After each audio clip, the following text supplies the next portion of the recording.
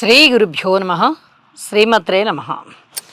మా భక్తి టీవీని ప్రోత్సహిస్తూ ఉన్నటువంటి మా ప్రేక్షకులందరికీ ధన్యవాదాలు తెలియజేస్తూ, మా ప్రోగ్రామ్స్ చూస్తూ ఉన్నటువంటి ప్రేక్షకులందరికీ ఒక విన్నపము, సబ్స్క్రైబ్ చేసుకోవడం మటుకు మర్చిపోకండి.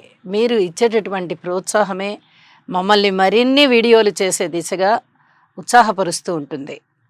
కాబట్టి తప్పనిసరిగా మా ఛానల్ని సబ్స్క్రైబ్ చేసుకోవాల్సిందిగా మనవి చేస్తూ ఉన్నాము. ఇక ఈ వారం రాశి ఫలితాలు తెలియచెప్పుకుందాము. ముందుగా గ్రహస్థితులు 19 నుంచి 25 ఏప్రిల్ వరకు గల కాలానికి మేషరాశిలో చంద్ర, శుక్ర, రవిలు ఉన్నారు. మిథున రాశిలో గురువు, సింహరాశిలో కేతువు, కుంభరాశిలో రాహువు, ఇక నీచలో ఉన్నటువంటి బుధుడు, కుజ, శనులతో కలిసి మీనరాశిలో ఉంటూ ఉండగా, చంద్రుని యొక్క సంచారము సింహరాశిలోకి వెళ్ళిపోయింది. శుక్రుని యొక్క సంచారము వృషభ రాశిలోకి వెళ్ళింది. వృషభ రాశి స్వస్థానం అవుతూ ఉండడం చేత శుక్రుడు అక్కడ చాలా చక్కగా యోగిస్తూ ఉంటారు. ఈ 2 మార్పులే జరిగి ఉన్నాయి వారాంతం వచ్చే నాటికి. ఇక గ్రహ సమ్మేళనాల యొక్క ఫలితాలను తీసుకున్నట్లయితే, బుధ, కుజ, శని గ్రహాల యొక్క స్థితి సంచారము మీనరాశిలో అసలు ఏమాత్రమూ మంచిది కాదు. నిజం చెప్పాలంటే ఏ రాశి వాళ్ళకైనా కూడా, ఏ నక్షత్రంలో పుట్టారు అనేది సంబంధం లేదండి. ఏ రాశి అయినా, ఏ నక్షత్రం అయినా కొంచెం జాగ్రత్తగా ఉండవలసినటువంటి కాలమే. ముఖ్యంగా కోర్టు కేసుల విషయంలో, అనారోగ్యాల విషయంలో, రోడ్డు ప్రమాదాల విషయంలో చాలా జాగ్రత్తగా ఉండాలి అని చెప్పి సూచన చేస్తూ ఉన్నాను. దానికి తగినట్టుగానే ఈ శని, కుజ, చంద్ర, బుధ ఈ 4 గ్రహాలకి కూడా స్తోత్రపారాయణాలు చెయ్యండి. అంటే చంద్రుడు మేషరాశిలోకి వచ్చేసారు కదా అని చెప్పి మీకు ఒక అనుమానం రావచ్చు.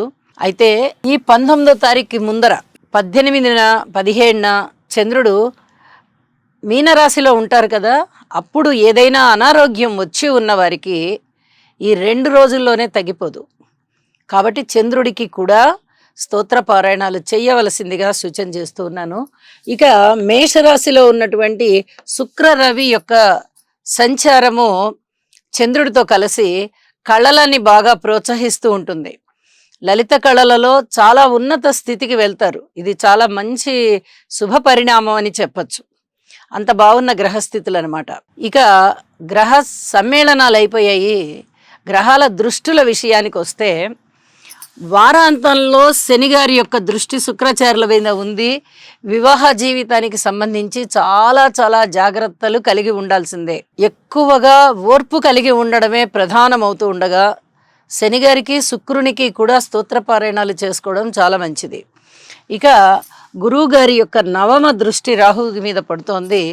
మీ అంతటా మీరుగా ఆధ్యాత్మిక చింతన పెంచుకోవడానికి ప్రయత్నం చేయండి. ఇది చాలా చెప్పదగినటువంటి సూచనగా తెలియజేస్తూ ఉన్నాను. ఇక గ్రహాల యొక్క విశేషాంశాలన్నీ మనం ఇప్పుడు తెలియచెప్పుకున్నాము. రాశి ఫలాల్లోకి వెళ్దాం. కుంభరాశి వారికి ఈ వారం రోజుల కాలాన్ని పరిశీలన చేస్తే 4 గ్రహాల యొక్క ఉనికి చాలా బాగుంది అని చెప్పి తెలియజేయచ్చు. ద్వితీయంలో బుధుడు బాగున్నారు, తృతీయంలో రవి, చంద్రులు బాగున్నారు, ఇక పంచమంలో గురువుగారు బాగున్నారు. వెరసి 4 గ్రహాలు చాలా బాగున్నాయి. అయితే ఇక్కడ చెప్పదగ్గ సూచన ఏంటంటే, ఏలినాటి శని జరుగుతూ ఉండగా గురుబలం చాలా బాగుందండి. ఈ ఏలినాటి శని యొక్క ప్రభావం ఎటు పోతుందో చెప్పలేము.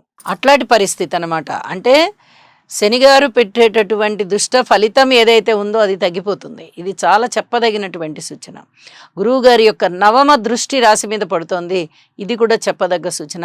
పరస్పర విభిన్నమైనటువంటి భావాలు ఇక్కడ కనిపిస్తూ ఉన్నప్పుడు, రాశిలో ఉన్నటువంటి రాహు గారి వల్ల ఇబ్బందులు ఉంటూ ఉన్నప్పటికీ గురు దృష్టి చేత అవన్నీ కూడా సంయమనం అయిపోతాయి.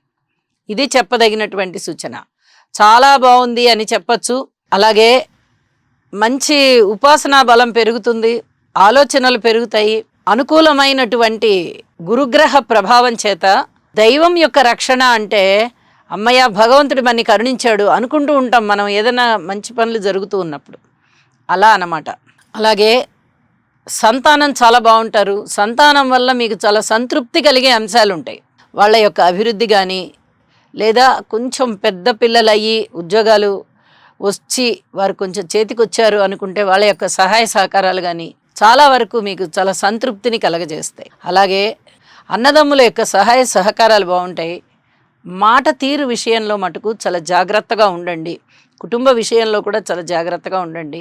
మాతృవర్గ రీత్యా అనుకూలమైన ఫలితాలు ఉన్నట్టే ఉంటాయి, కానీ పూర్తిగా అవి ప్రస్ఫుటీకరించబడవు. ఇక రుణభారాల విషయంలో కొంచెం రుణభారాలు తగ్గే విధంగా ఉంది. భార్యాభర్తల మధ్య అనుకూలత ఏమాత్రం కనబడబోవడం లేదు. ఆరోగ్య విషయంలో శారీరక రుగ్మతలు ఏమన్నా ఉండడానికి అవకాశం ఉంది. విద్యార్థులు ఇంకా కొంచెం విద్యను ఎక్కువగా అభ్యసించవలసి ఉంటుంది. వివాహాది శుభకార్యాల విషయంలో అంత తొందరగా ఏమీ కుదిరేటటువంటి పరిస్థితి కాదు. అయితే సంబంధాలు వస్తూ ఉంటాయి, చూస్తూ ఉంటారు, వెంటనే కుదుర్చుకోలేరు మీరు. ఇంకా మంచిది వస్తుందేమో, ఇందులో ఈ లోపాలు ఉన్నాయి, అందులో ఆ లోపాలు ఉన్నాయని ఆలోచిస్తూ ఉంటారు. అలాగే దూర ప్రాంత ప్రయాణాలు చేయడానికి అవకాశం ఉంది. వ్యయ ప్రయాసలకి లోనయ్యేటటువంటి అవకాశం కనిపిస్తోంది. ఉద్యోగ జీవితంలో ఓర్పు కలిగి ఉండాలి. కార్మికులు, కర్షకులు, నేత పనివారు, చేతి వృత్తుల వారు ఇత్యాది వారికి కాయ కష్టం బాగా పెరుగుతోంది. అలాగే జీవిత భాగస్వామి విషయంలో కూడా కొంచెం ఓర్పు కలిగి ఉండండి. ఇక వారాంతంలోకి వెళ్ళేటప్పటికీ సప్తమంలోకి చంద్రుని యొక్క స్థితి సంచారం వచ్చి మీకు అనుకూలమైనటువంటి ఫలితాలు ఇస్తోంది. బాగా మంచి వినోద కాలక్షేపాలు ఉండడం కానీ, మృష్టాన్న భోజనాలు ఉండడం కానీ, శుభకార్యాలలో పాల్గొనడం కానీ, విశేషమైనటువంటి శుభకార్యాలు ఇంట జరగడానికే అనుకూలం అవ్వడం కానీ, మాతృవర్గ రీత్యా అనుకూలమైన పరిస్థితులు కానీ అన్నీ బాగున్నాయి.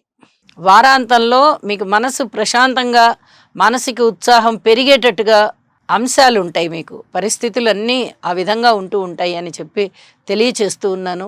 అయితే భార్యాభర్తల యొక్క అన్యోన్యత విషయంలో మటుకు జాగ్రత్తగా ఉండండి. ఇది రెండోసారి ఎందుకు హెచ్చరిక చేస్తున్నాను అంటే, వారాంతంలో శుక్రాచార్యుల వారి మీద శనిగారి యొక్క దృష్టి కనిపిస్తూ ఉంది కాబట్టి ఈ జాగ్రత్త పూర్తిగా తప్పనిసరిగా పాటించండి అని చెప్పి తెలియజేస్తూ ఉన్నాను. ఇక ఇష్టదేవతారాధన మర్చిపోకుండా చెయ్యండి. దుర్గామ్మ వారి పూజ చెయ్యండి. శివుని యొక్క కుటుంబ చిత్రపటాన్ని పూజామందిరంలో పెట్టుకుని పూజించండి. మరింత మనశ్శాంతిగా ఉంటారు అని చెప్పి తెలియజేస్తూ శుభం. ఈ రాశివారు నవగ్రహ ధ్యాన శ్లోకం అయినటువంటి ఆదిత్యాయ చ సోమాయ మంగళాయ బుధాయ చ గురు శుక్ర శనిభ్యశ్చ రాహవే కేతవే నమః అనే మంత్రాన్ని ప్రతినిత్యము పఠించడం ద్వారా లేదా వినడం ద్వారా మీకు మరింత మేలు జరుగుతుంది. అలాగే మీ మనస్సంకల్పం ఏదైతే ఉందో అది సిద్ధించే అవకాశం ఉన్నది.